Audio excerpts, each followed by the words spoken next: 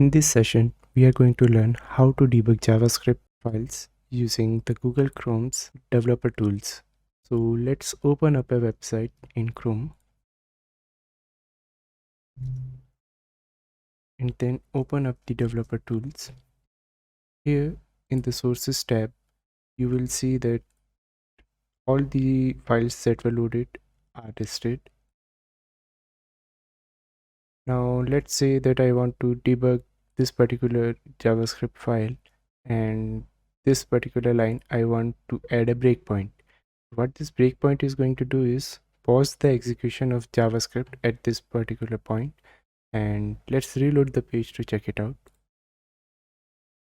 So as you can see, the execution of the JS is paused at this point, and then we can go through the status of all the event listeners and all the global variables and all from here.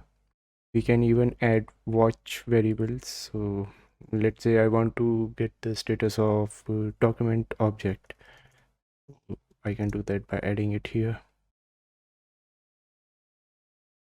So this is how it helps you debug JavaScript, because you know the status of all the variables and event listeners at that particular point. And when you want to resume the program, you can just click on the resume button, or if you want to go into the function itself, you can do it by this. Execution will happen line by line.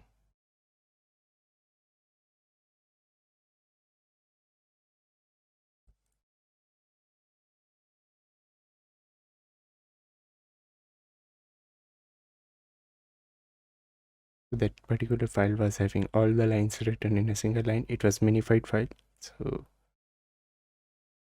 it was showing the same line, but in this file all the lines are different, so we can see it is executing line by line.